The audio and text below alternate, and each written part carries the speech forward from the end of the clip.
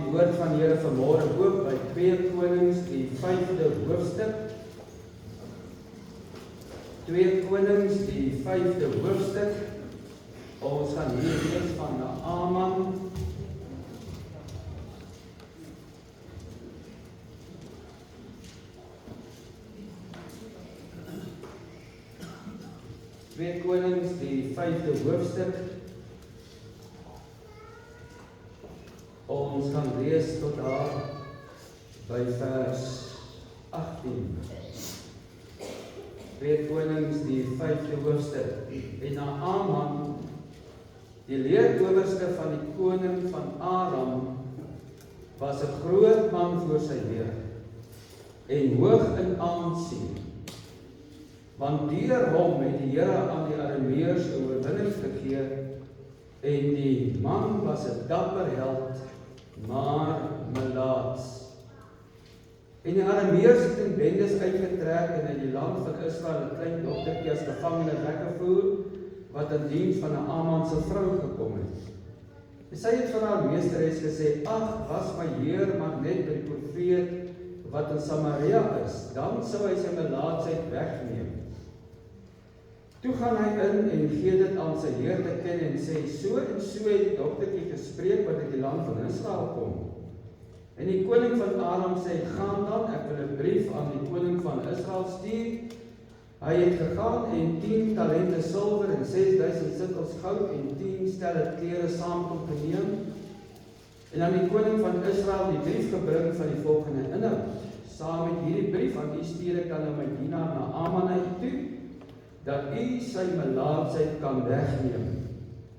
Sodra die koning van Israel die brief gelees het, skeur hy sy klere en sê, is ek dan God om dood en lewend te maak, dat hierdie man na my stuur om van 'n man sy melaatsheid weg te neem. Erken en sien tog net hoe dat hy geleentheid teen my soek. Maar toe Elisa die man van God hoor dat die koning van Israel sy klere geskeur het, laat dit die koning weet, waarom skeer hy die klere?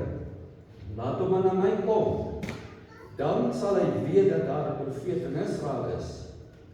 So het Naaman dan gekom met sy perde en met sy waans en voor die deur van Elisa se huis stil gehou. Toe stuur Elisa 'n boodskapper na hom en sê, gaan heen, was jou 7 maal in die Jordaan, dan sal jou vlees terugkeer en jy sal rein wees. Maar Naaman het baie kwaad geword en weggegaan en gesê, kyk, ek het gedink, hy sal sekerlik na my uitkom en staan in die naam van die Here sy God aanroep en sy hand oor die plek heen en weer beweeg en die melaatsheid wegneem. Is Abana en Pharpar, die riviere van Damaskus nie beter as al die waters van Israel nie? Kon ek my nie daarin was en rein word nie, en hy het omgedraai vir erfwekkery. Toe kom sy dienaars nader en spreek met hom en sê, my vader, as die profeet u 'n groot saak beveel het, sou u dit nie doen nie. Hoeveel te meer nou dat hy u gesê, was jou, jy sal rein word. Daarop het hy afgeklim en 7 maal in die Jordaan ondergeduik, volgens die woord van die man van God, en sy vlees het teruggekeer soos die vlees van 'n jong seun, en hy het rein geword. Toe draai hy om na die man van God, hy het sy hele gevolg en hy het ingekom en voor hom gaan staan en gesê, kyk, nou weet ek dat daar geen God op die hele aarde is nie, behalwe Israel. Neem dan nou tog 'n geskenk aan van die dienaar, maar hy sê, so waar as die Here leef, voor wie se aangesig ek staan, ek sal dit nie aanneem nie.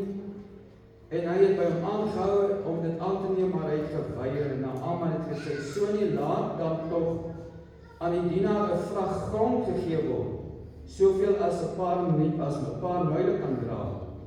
Want die dienaar sal nie meer brandoffer of slagoffer aan ander gode bring nie, as net aan die Here. Mag die Here in hierdie saak die dienaar vergewe, as my Heer in die huis van Rimmel ingaan, om hom daar neer te buig, terwyl hy op my hand leun, sodat ek my ook in die huis van Rimmel neerbuig. As ek my neerbuig in die huis van Rimmel, mag die Here dan tog in hierdie saak die dienaar vergewe. Ons gaan net tot daar wees, liewe vriende. Ons sal later, so hier die einde van die boodskap, die meer dan met die praat oor die man. Maar die vraag van môre wat ons wil hanteer, is waarom word ons siek? Waarom word mense siek? Is daar 'n rede, is daar 'n doel? Waarom word hierdie dinge oor my toegelaat? En nou weet ek, liewe vriende, in dit boodskap kan 'n mens nou nie dit alles hanteer wat daar seker te sê is oor dit nie. Maar dit is die vraag van môre. En die gebed van my hart is dat die Here tog vir u sal kom wys wat sy doel en sy plan is. Gisteroggend het ons dan met u gepraat oor God kan en wil genees. Het ek al die genoeg dat die Here is gewillig. Hy wil, hy kan, hy die vermoë, hy daarvoor gesterwe. Ons het dit wonderlik ook gehoor in die boodskappe ook gisteraan.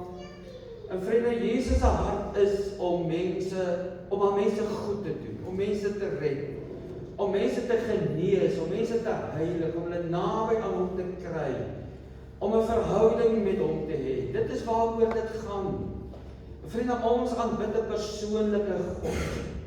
Ons aanbid 'n God wat belang stel, dat ons in ootmoed met hom sal wandel. Dit is al selfs in die Ou Testament vir ons aangedui. Dat die Here wil hê ons moet met ootmoed met hom wandel, in verhouding met hom, in 'n liefdesoorgawe aan die Here. En dit is waaroor ons dan gepraat het gistermôre met die aanvullende gedagtes vanuit Matteus hoofstuk 8, dat die Here Jesus fisiese krankhede genees. Jesaja het voorspel, die Here Jesus is voorsien as verlosser en as geneesheer, en hy kan en hy wil. Nou die vraag dan vanmôre is, vriende, sou daar 'n rede wees? Waarom gebeur van hierdie goed met ons? En ek weet dat dit is 'n vraag wat baie gevra word deur talle mense. Waarom al hierdie dinge? Waarom gebeur al hierdie krisisse, moeilike dinge met mense, gered of ongered? Wel, vriende, dit is deel van die antwoord wat ons vanmôre wil na kyk. Ons weet ons leef onder die vloek van die sondeval. Ek dink ek het nodig om dit vanmôre met julle detail te bespreek nie. Ek dink ons weet dit in hierdie tyd al. Ons weet dat Satan is die bron, hy het van sonde en van siekte en van die ongelukkigheid van mense. Hy het sonde die wêreld ingebring. Daar die Bybel leer vir ons baie duidelik. Daar is ongeregtigheid in sy hart gevind. Hy is uit die hemel gewerk. En vriende, hy kom nog almal by. Hy is besig met sy bose planne. En hy is 'n vyand van die Here, en is 'n vyand van die kinders van die Here, en is 'n vyand van die mense in die algemeen, van die woord van die Here openbaar hom as 'n mensemoordenaar. En as dit nie vir die genade van die Here is nie, vriende, sou geen mens kon leef en kon bestaan nie. As God sy hand van genade net vir 'n, kan ek dit maar so sê, vir 'n split van 'n sekonde sou wegneem, van gered en ongered, sou hy elke mens oombliklik vermoor, want hy is 'n mensemoordenaar. En vriende, hy is verantwoordelik vir die ellende van die sondeval, die vloek van die sondeval. En ons weet, vriende, dat hierdie sondeval het daar al die ellende gekom, die hartseer. Hier is mense vanmôre wat ween oor die dood van 'n geliefde in hierdie jaar. En so word ons almal daardeur getref. Dit is wat die sondeval aan ons gedoen het. Maar die vraag is wat is die rol van die Here? Kan ons die Here ergens in hierdie prentjie raak sien? En dan moet ons natuurlik dadelik sê, dit is so. En dis die wonderlike rol van die Here, dat hy 'n verlosser voorsien het, die Here Jesus voorsien het, 'n redder voorsien het, 'n geneesheer voorsien het, en dat die Here ook besig is met 'n plan in elke een van ons se lewe. Ek wil dit so sê vanmôre, liewe vriende, God het 'n doel met jou lewe. Dit maak nie saak wie jy is nie, dit maak nie saak wat jy op hierdie aarde doen nie, dit maak nie saak waarmee jy besig is nie. Die Here stel intens belang in elke mens. Hy is besig met 'n mens. Hy is besig, en ons het dit gehoor, om ons te vorm na die beeld van die Here Jesus Christus. Ons is geordineer, dis die plan van God, om gelykvormig te word aan die beeld van die Here Jesus Christus. So in dit wat die Here oor ons toelaat, is hy altyd besig om ons te vorm na die beeld van die Here Jesus. Hy is die pottebakker en ons is die klei, en ons het ook die boodskappe gehoor. Hy vorm ons na 'n beeld, na 'n voorwerp wat reg is in sy oë. Maar nou gebeur daar met ons dinge, en dit is so dat soms slaan die hande van die pottebakker styf om ons verstaan nie altyd waarom en hoekom hierdie ding nou met my gegaan is, hoekom dit nou juist met ons nie gebeur nie, maar God weet wat hy doen. Hy is immers God. Hy werk, niemand kan dit keer nie. En vriende, goed of sleg, die Here het 'n doel met ons, selfs met die goeie dinge wat met jou gebeur. Ons moet nie dink dat wanneer die Here goeie dinge oor ons laat kom nie. En ons die goeie dinge ervaar, dat die Here ook nie daardie doel en plan in ons lewens het nie. Die Here het met goed en sleg wat met ons, wat hy oor ons toelaat, het die Here 'n plan. God het altyd 'n doel. En ek sê ons verstaan dit nie altyd nie, maar ons kan weet dat God besig is. Jesaja 55 vers 8 sê, want my gedagtes is nie julle gedagtes nie. En julle weë is nie my weë nie, spreek die Here. Want soos die hemel hoër is as die aarde, so is my weë hoër as julle weë, en my gedagtes as julle gedagtes.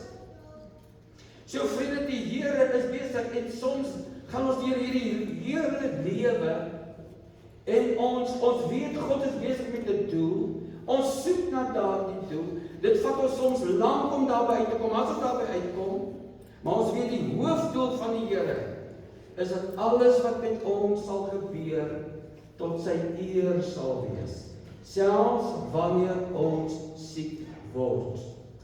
So as ons nou vanmôre met u praat oor, wat kan die doel wees van die Here? Waarom hy siekte toelaat en dinge oor ons toelaat? Dan kan ek nou vir u in die eerste plek sê, vriende, God kan siekte toelaat, dat die genesing tot sy eer sal spreek. En ons het 'n voorbeeld in die skrif. Die voorbeeld van die blinde man in Johannes hoofstuk 9. Ons lees in vers 1, en toe hy verbygaan, sien hy 'n man wat blind was van sy geboorte af. En sy disippels vra hom en sê, Rabbi, wie het gesondig?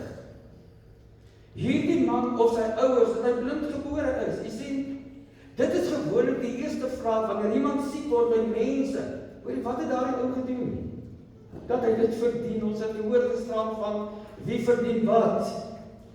En dit is gewoonlik die vraag by mense, maar is dit as gevolg van sonde, wel dit mag sonde wees, en ek sal later 'n bietjie daaroor iets sê. Maar vriende, hier word gevra, Rabbi, wie het gesondig, hierdie man of sy ouers, dat hy blind gebore is? Jesus antwoord, hy het nie gesondig nie, en sy ouers ook nie. Maar die werke van God moet in hom openbaar word. En toe sê die Here Jesus, ek moet die werk doen van hom wat my gestuur het. Solank as wat dit dag is, die nag kom wanneer niemand kan werk nie. En vriende, wanneer ons kyk na die bedieningslewe van die Here Jesus op aarde, sy wonderwerke, sy wondergenesings, dan sien ons dat hy die werk van God kon doen. En hy die mag en die autoriteit van God kom openbaar. En hy kom wys dat hy is die Messias. Hy het mag oor die werke en die booshede van Satan. En deur sy genesings het hy sy Messiaskap kom bewys, al wou hulle nie glo nie, maar dit het voor hulle oë en ore afgespeel. En hierdie siekte waarvan ons hier lees, hierdie blinde man, daardie siekte was toegelaat, sodat die genesing kon spreek van God se eer, want God se werk is gedoen. En dit is wat die Here Jesus kom doen het. Daarom lees ons in Johannes hoofstuk 17 in die Here Jesus se hoëpriesterlike gebed, waar hy sê, ek het u verheerlik op die aarde, dis wat die Here Jesus kom doen het. Die werk wat u my gegee het om te doen, en het ek volbring. En dan altyd hierdie wonderlike vers, in 1 Johannes 3 vers 8, vir hierdie doel, het die Seun van God verskyn om die werke van die duiwel te verbreek. O vriende, sodat God geëer sal word, sodat daar 'n getuienis sal wees tot die eer van die Here, sodat ek in my siekte, wanneer ek by die Here uitkom en die Here my genees, kan weet dat dit was tot die eer van God. Die Here het my genees sodat ek kan spreek tot die eer van die Here. So ek wil vanmôre vir u sê, God kan siekte toelaat om van jou en my 'n getuie te maak van sy wonderkrag en sy mag en sy autoriteit, sy heerskappy oor Satan en oor die werke van Satan, die booshede van Satan. En alles wat God toelaat en doen met ons, wil hom altyd bewys as die sterke verlosser, soos ons net nou gesing het, en die groot geneesheer. Maar kom laat ek aangaan en vir u nog 'n paar dinge noem, en ek gaan dit net kort noem, en ek gaan nie met julle oor dit praat nie, maar ek wil by 'n saak uitkom op die einde. Vriende, daar's ander redes waarom God siekte kan toelaat, en nou kan ons net so 'n bietjie in die algemeen praat, en as 'n mens bietjie dink aan die fisiese kant, en dis nie eintlik waaroor ek vanmôre wil praat nie, maar as ek en jy verkeerd eet, en verkeerd dinge doen, dan kan die Here ook toelaat dat ek siek word. Maar dis ook verkeerd. Maar ek gaan nie daaroor praat nie. Net ek klaar die kombuis met my. Maar vriende, die Here kan byvoorbeeld siekte toelaat as 'n straf.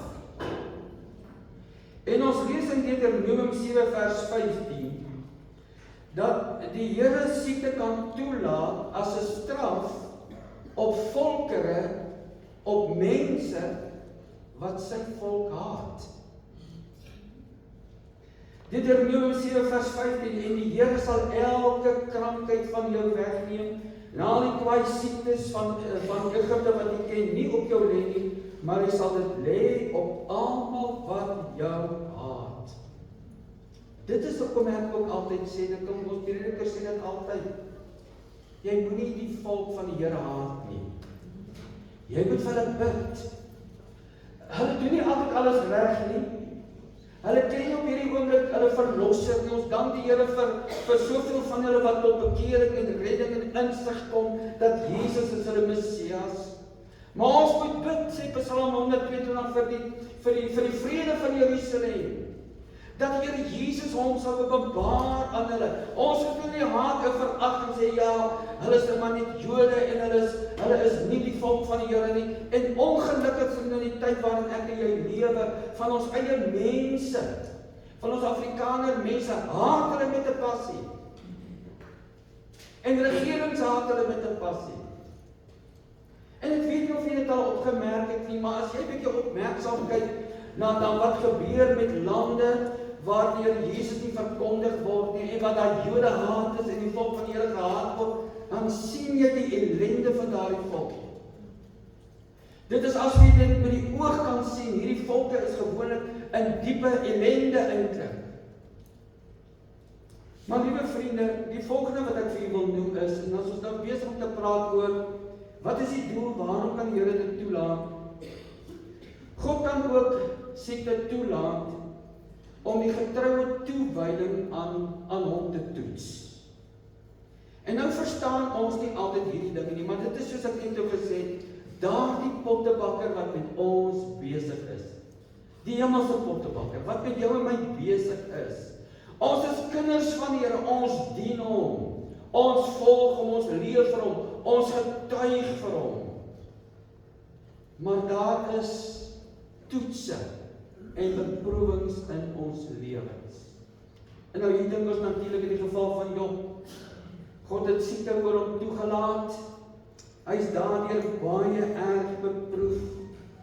Die getuienis oor Job was self gewees, wat die Here oor hom gesê het, hier is 'n man wat vroom is, wat opreg is, wat afwyk van die kwaad.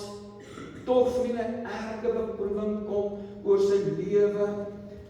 Alles wat hierdie man besit het, sy rykdom, sy vee, sy dienaars, sy kinders, alles, sy boerdery, alles word in 'n oomblik weggeneem. Erge beproewing. En dan kom hierdie beproewing naby aan hom, tot in sy liggaam. En hy ervaar daardie teëspoed, siekte, swere, in sy liggaam fisies. Ons lees in Job 2 vers 4, toe die Satan die Here geantwoord en gesê, hy het verryk, en alles wat iemand het, sal hy gee vir sy lewe. Maar strek net die hand uit en tas sy gebeente sy vlees aan, waarlik hy sal nie in die aangesig seën. En die Here sê aan die Satan, en dis die toelating, kyk, hy is in jou hand, spaar net sy lewe. En die woord van die Here sê vir ons, Satan het weggegaan van die aangesig van die Here en hy Job met bose swere getref van sy voetsool tot sy skedel. En as jy nou gaan lees, dan kan jy agterkom dat hierdie man sy toestand was ontsettend Daar waar hy daar sit, was dit ontsettend vir hom gewees. Sy vriende hoor van dit. Hulle kom nader, Job 2 vers 11 sê, sy 3 vriende toe hulle hoor van dit kom uit hulle woonplekke, hulle wil kom kyk wat is hier aan die gang. Want hulle ken Job as 'n man van seën, van voorspoed, van rykdom, van dit gaan net met hierdie man wonderlik goed. Deur al die jare wat hulle hom geleer ken het. Dit gaan goed met Job. Hy is 'n seën vir almal.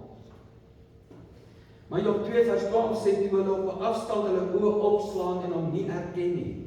Hulle kon hom nie eens herken nie. Het hulle stem verhef en geween, ook het hulle elkeen sy mantel geskeur en stof op hulle hoofde gegooi na die hemel toe. En hulle het hom op die grond gaan sit. 7 dae verstom is hierdie mense. 7 dae, 7 nagte, hulle sê nie 'n woord nie. Want die Bybel sê sonder dat iemand 'n woord met hom gepraat het, want hulle het gesien dat sy smart baie groot was. Jy sien dis wat Satan 'n mens doen. Dit raak jou gemoed, dit bring smart. Dit bring ellende vir jou, dit raak jou hele mens wees. En nou weet ons vriende, Job het nie geweet wat agter die skerms aan die gang was nie. Job het nooit geweet wat tussen God en Satan aan die gang was nie. Job het net ervaar, ek is siek, ek is in groot ellende en beproewing. En die Here het dit oor hom toegelaat. Die volgende is, vriende, God kan ook siekte toelaat as tugtiging en as dissiplinering. Daarom lees ons byvoorbeeld dat Paulus vir die gemeente van die Korinthe waarsku dat hulle die nagmaal moet gebruik tot eer van die Here waardiglik. Hy waarsku hulle om die liggaam van die Here te onderskei in die gebruik van die nagmaal. En hy sê vir hulle, anders kom hulle onder 'n oordeel. Met ander woorde, hulle moet sorg dat hulle deel aan die verlossingsplan van die Here Jesus het. Dat hulle kinders van die Here is, dat hulle verhouding met God reg is, dat hulle verhouding met mekaar, met ander reg is. 1 Korintiërs 11 vers 28 sê, maar die mens moet homself beproef, en so van die brood en uit die beker drink. En ons weet dit staan vir die liggaam, die kruisiging van die Here Jesus, die offer van die Here Jesus, die bloed in die liggaam van die Here Jesus. En hy sê vir hulle, want wie op onwaardige wyse eet en drink 'n oordeel oor homself, terwyl hy die liggaam van die Here Jesus nie onderskei nie. Dit is hoekom die nagmaal, liewe vriende, is 'n wonderlike, ernstige sakrament. Dit wil ons voorstel aan die Here Jesus. Dit wil ons wys wat die Here Jesus gedoen het. Dit wil vir ons wys, vriende, dat ons kan deel in die Here Jesus se kruisdood en sy opstanding. En dit moet ons versigtig maak dat ons nie sommer net die hand uitsteek terwyl ons verhouding met God nie reg is nie. En Paulus het hulle gesê, daarom is daar onder julle baie swakkes en sieklikes en 'n aantal het ontslaap. Hy sê, want as ons onsself beoordeel het, sou ons nie geoordeel word nie. So dit is 'n rede waarom mense soms siek kan word. En dan die volgende, en ek noem dit net vir u, God kan ook siekes toelaat as 'n heiligmakingsdoel. Dis hierdie gedagte van waar die Here met jou as kind van God besig is. Nou, die Hebreërs skrywer skryf dit so, hy sê, in Hebreërs 12 vers 7, vanaf vers 7, hy sê, as julle die tugtiging verdra, behandel God julle as seuns, want watter seun is daar wat die Vader nie tugtig nie? So dit lyk vir my ons is almal een of ander tyd onder die tug van die Here. En daardie tug het nie te doen met straf nie. Dit het te doen met wat is die wil en die doel en die plan van die Here in my lewe, om my daarby te hou, om my oë op die Here gefestig te hou, en gehoorsaam aan hom te bly lewe, en aan sy woord, en ag te gee op die leiding en die inset van die Heilige Gees in my hart en lewe. Hy sê vers 8, maar as hulle sonder tugtiging is wat almal deelagtig geword het, dan is hulle onder dan is hulle onegte kinders, nie seuns nie. Met ander woorde, as jy sonder dit is, dan is jy nie gered nie, dis wat hy sê. Hy sê ons almal word getuigtig. Die Here hou ons almal in sy weë, op sy pad, dis wat hy wil. Want hy is besig om ons te vorm na sy beeld, na die beeld van Christus. En nou sê hierdie woorde, vers 9. Hy sê verder, ons het ons vaders na die vlees as kastyders gehad. Ons het vir ons sag gehad. Ons paas het ons pak gegee. Dis nog in die ou ding, die goeie dae. En ons het vir ons sag gehad. Moet ons nie veel meer aan die Vader van die Gees onderworpe wees en lewe nie? So hy maak 'n beeld hier, so hy sê ons paas, ons vaders het ons gekastei na die vlees. En ons het vir ons sag gehad. Nou kom die Here en ons moet aan hom meer onderworpe wees. En ons moet luister na wat hy sê, want hy maak ons dalk ook kastei na die vlees. En hy sê in vers 10, hy sê, want hulle het ons wel 'n kort tydjie na hulle beste wete getuigtig. Maar hy tot ons bes wil, en hoekom doen hy dit? Sodat ons sy heiligheid kan deelagtig word. Vriende, ons hoor ook in hierdie dae die boodskappe van ons moet heilig word, want die Here is heilig. Afgesonder vir die Here lewe, rein en skoon lewe. En Hebreërs 12 vers 11 sê, nou lyk elke tugtiging of dit op die oomblik 'n saak van blydskap is nie, maar van droefheid. Maar hoor mooi, later lewer dit egter 'n vredevolle vrug van geregtigheid vir die wat daardeur geoefen is. So dit lyk asof die woord van die Here vir ons sê, ons kan dit dikwels verwag, dat die Here ons oefen deur tugtigheid, om uiteindelik daai vrede en vreugdevolle vrug te verkry. Vriende, dinge in ons lewens soos onbeleide sonde gaan maak dat die Here my tugtig. Dinge soos bewuslike sonde. 'n Kind van die Here wil nie en sal nie voortdurend in bewuslike sonde leef en daarin leef asof dit die wonderlikste lewe is en ek is heel gelukkig en bly oor dit nie. Daar's altyd iets wat vir jou sê, my kind, dis nie die wil van die Here nie. En as ek so volhard kan ek ervaar, en ek sal dit ervaar, die tugtiging van die Here. Want God is besig met my. Hy wil my verlos as kind van die Here. Hy wil my reinig, hy wil my skoon maak. En ek sê weer, daardie tugtiging kan siekte wees. Dit mag siekte wees. God mag dit met my toelaat. Dinge soos onvergewensgesindheid. 'n Vriend het hierdie jare het ons al mense agtergekom en teëgekom wat hulle wil net nie mekaar vergewe nie. Vir jare. En hulle sê hulle getuig, hulle is kinders van die Here en hulle leef in daardie bitterheid en onvergewensgesindheid en hulle dra daardie las in hulle liggaam rond, daardie bitterheid, dit raak hulle gemoed, hulle wese. Hulle is in die bande van hierdie bitterheid. Selfsugtige motiewe, hoogmoed, jaloesheid, ongehoorsaam met nuwe vriende. Ek sê weer, sonde is nie altyd 'n oorsaak van siekte nie, maar sonde in my lewe kan 'n oorsaak daartoe wees. En die boodskap van die Here is altyd dat ek my sal ondersoek voor die Here. Dat ek die woord van God sal oopmaak, dat ek sal buig voor die Here en sê, Here, en dit is altyd so wonderlik, vriende, dat as ek gaan buig voor die Here, as ek in my binneste gaan buig voor die Here, kyk, ons moet weet, Satan beskuldig ook maklik. En hy bring twyfel.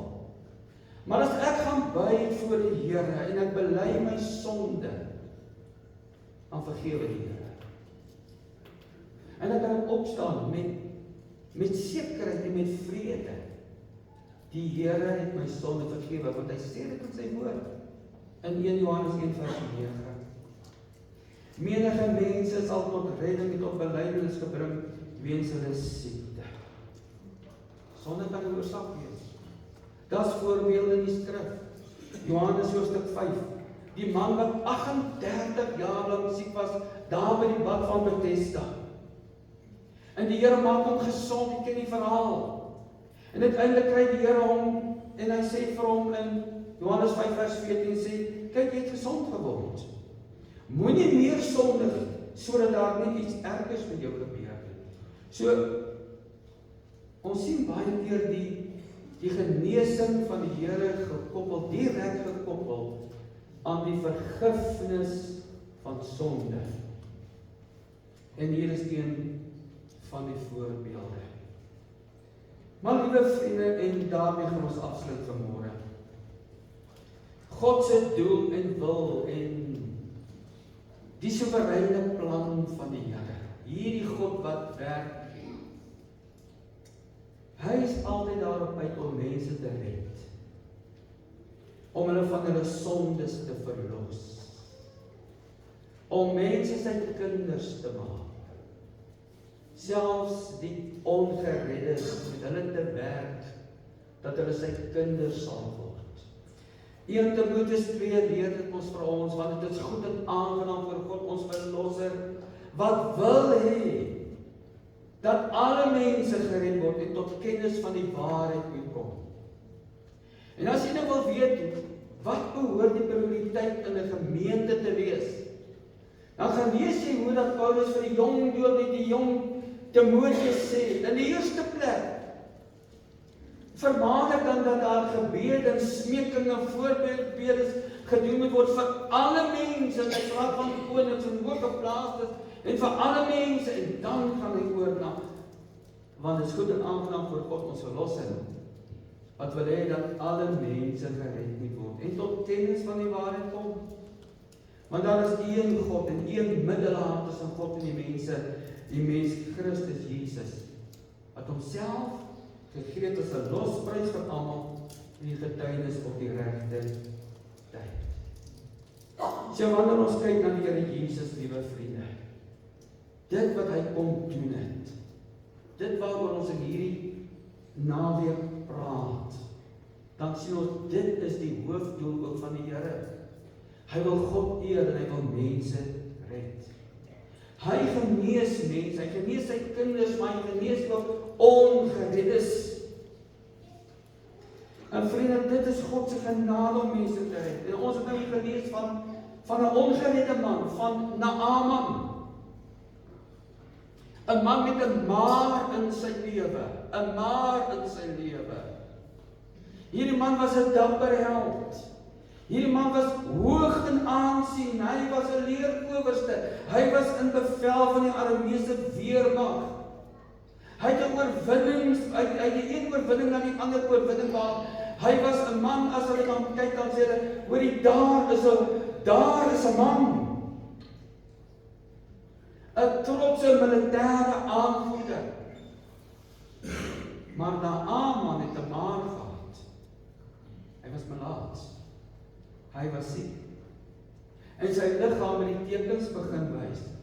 Hierdie ongeredde afgode dienaar, wat hoog en groot in aansien was, word raak gesien deur 'n klein dogtertjie daar in sy huis. Hulle begin agterkom. Iets is fout. Dinge is nie pluis nie. Hierdie klein slawe dogtertjie merk dit op. Sy gaan sê dit vir haar meesteres. Ag, as my Here, maar net by die profeet in Samaria kan uitkom. Sy het iets geweet wat hulle nie geweet het nie. Sy het geweet dat daar is genesing vir hierdie dapper held beskikbaar, vir die groot man, as hy tog maar net by hulle kan uitkom. As hy maar net voorgestel kan word aan God. Die profeet sal hom voorstel aan die Here. Maar Naaman was 'n ongelowige iemand, 'n afgode dienaar, gereeld in die huis van Rimmel ingegaan om te buig voor sy afgode. Hy gaan na sy koning, wat hy besef word al seker met 'n brief, ons het dit gelees met die brief in die hand, is na die koning van Israel. En die koning vra, is ek dan God? Hierdie koning besef, dis net die Here wat hom kan help, hy kan nie hom help nie. Is net God. Dit is wat hulle geweet het. Is dit dan God om 'n man van sy melaatsheid weg te neem? En hy stuur hom weg. Maar natuurlik die profeet Elisa hoor van hom. En hy sê vir hom, gaan was jou 7 maal in die Jordaan. As jou vlees rein word, jy sal gesond word. Maar tipies, wat weet hulle? Wat weet hierdie mense? Ek is hierdie dapper held. Ek is 'n trotse man. Ek is hoog in aansien. Almal kyk op na my en almal dink van my hoog.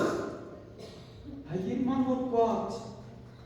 'n ongelowige man wat weier om die weg van God te volg. 'n man met sy eie idees, sy eie trots, sy eie planne.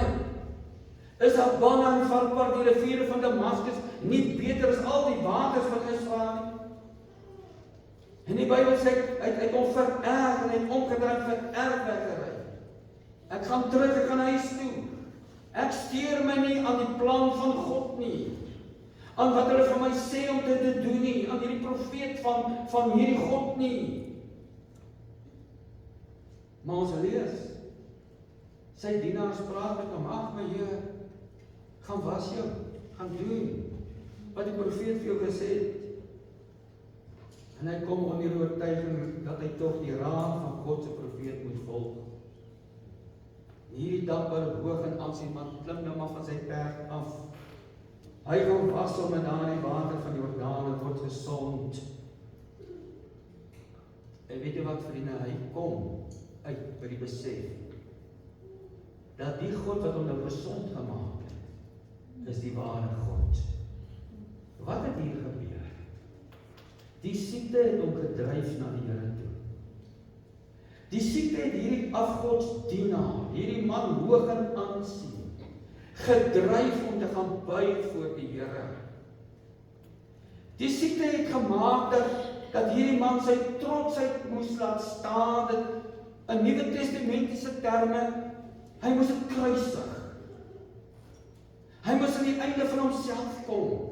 Hy moes besef, as ek so aangaan van sterwe. En hy moes besef, ek moet maar die plan, ek moet die raad en die plan van hierdie profeet wat God ken, ek moet dit volg. En ons lees dat in 2 Konings 5 vers 15 sê hy, kyk nou weet ek dat daar geen God op die hele aarde is nie behalwe in Israel. Hoe man wat moes afklim van sy perd en gaan buig voor die Here, die raad van die Here. Die siekte dryf hom tot verootmoediging, tot oortuiging. Ag my Here, gaan was, as hy nie vir jou groot gevra het, is dit maar seker aan 'n sak man, hy vra jou net, gaan buig, gaan was jy die Jordaan. En hy moes dit gaan doen. U sien vriende, die evangelie is so wonderlik, so groot, so heerlik, maar ook so eenvoudig. Om jou tot die Here te bekeer. Om Christus te aanvaar as verlosser en as saligmaker. Om te erken, ek is 'n sondaar, ek is verlore. Om my te wend en te buig in die geloof tot die Here Jesus en weet dat hy het vir my die kruis gesterwe. En soms moet die Here die prikkels hard laat stop in ons lewens om dit te besef en dit te begryp. En soms is dit so dat mense vir jare teen hierdie prikkels skop. Maar die Here is besig, hy het 'n doel, hy het 'n plan, hy wil mense dryf na hom toe. Hy wil mense trek. Dis goed en dis aangenaam vir God. Ons verlosser wat wil hê dat alle mense gered moet word. Die Here wil hê dat iemand verlore moet gaan nie. En iemand het eendag gesê, vriende, dat as die Here op die gewone manier die evangelie wat hy laat verkondig in die woord, as hy daai man se hart op die bereik kan kry, dan gaan die Here maar drastiese dinge doen. Al moet jy dan swem met die trane van jou ma, jou pa of jou oupa en ouma. Al moet jy deur beproewing gaan, al moet jy deur krisisse gaan. God wil mense red. En uiteindelik moet ek dit vir u sê vanmôre, dalk is dit die plan van die Here, net van u wat hier is. Ek sê nie dit is so nie, u moet u self aan ondersoek, maar dalk is die Here met u besig oor sonde in jou lewe. Dalk wil die Here van jou 'n getuie maak, dat dit sal spreek tot sy eer. Dalk is die Here besig met jou in 'n heiligmakingsdoel, my kind, jy het my gedien, soos in Jeremia geskryf word, ek onthou die geneentheid van jou jeug, hoe jy agter my aangeloop het. En hy moes die volk slaan van die skedel tot die voetsool, hy moes hulle tugtig, want hulle het agter hom aangeloop en hy nie meer nie. Waarom word ons siek? Weet Satan is die bron, maar die Here kan dit vrylik toets. Die Here kan dit gebruik as 'n heiligmakingsdoel, om jou te verlos van sonde, of om jou te red. Nou, waar laat dit jou nou? En waar laat dit ons, as ons siek word? Dit bring ons by 'n punt waar ons met dit verantwoordelik moet optree, en na die Here toe gaan. En vir die Here vra, Here, wat is dit in my lewe? Waarmee is u besig? En vriende, die Here is ons getrou. En die Here gee sy gees in jou hart uitgestort as jy kind van die Here is. Om jou innerlik te oortuig van my kind, dit is die ding. Of as jy ongered is, dan kan jy dit ervaar. Hy het gekom om te oortuig van sonde, geregtigheid en van oordeel. Om nou na die Here toe te gaan sê, Here, help my. En dit is soos die woord van die Here sê, liewe vriende, ondersoek julleself, 2 Korintiërs 13 vers 5, ondersoek julleself, of julle nie geloof is, stel julleself op die proef. Jy sien, daar is 'n verantwoordelikheid by ons. Stel jouself op die proef. Mag die Here ons help in hierdie dag, om by die Here te kom, voorop te buig. Miskien moet ek afkom van my perd. Ek moet my trotsheid en my hoogmoed laat staan. Sê, Here, dis eintlik ek. Is nie daai ou nie, dis ek. U praat die hele tyd met my. Dis waarom hierdie dinge oor my toegelaat word. Ek is die kind, u is besig om my te wys op 'n pad van heiligmaking. Of ek is ongered, die wil my red. En my vriende, mag die Here ons die genade gee. Daar het iemand gesterf om goed aan jou te doen, om jou te red en jou te genees. Amen. Ons bid. Ons dierbare Here, hier sit ons vanmôre voor u gebuig. U die woord vir ons kom gee. Here, die opening van die woord bring lig. Dit maak die eenvoudige verstandig. U werk en u praat met ons deur u Gees. Ons moet dadelik erken, Here. U wees so hoog en so groot. Ons kan nie alles dit verstaan nie. Here, want as ons dit sou kon doen, dan Here, dan sou ons nie weet wie is u nie. U is te hoog vir dit, Here. Maar ons dank u dat ons weet vanmôre, u werk met 'n plan en 'n doel. U werk met ons elkeen afsonderlik. U wil ons elkeen afsonderlik by u uitkry, nader aan u. En miskien, Here, is die mense wat moet erken dat ek ken u nie. Ek weet van u, ek hoor van u, maar ek het nog nooit in 'n persoonlike verhouding met die Here Jesus beland nie. Ek het nie die getuienis, die sekerheid van die Heilige Gees nie. En ag, Here, ek wil kom bid vanmôre vir so 'n persoon om voor u te buig. Ek kom bid vir die kind, Here. Miskien is hier van die kinders wat deur groot beproewinge gaan, erge beproewinge, wat swaar kry. Here, dat julle sal deurdra. U het vir Job geseën op die ou einde, Here. Maar u het vir hom kom wys dat u die verlosser is, hy u nader leer ken. En ons dank u daarvoor. Ag, Here, ons wil hierdie dag nou nie verder kom afgee. Ons wil U vra dat U ons seën met U woord, dat U ons help om onsself te ondersoek en voor U te buig in Jesus se naam.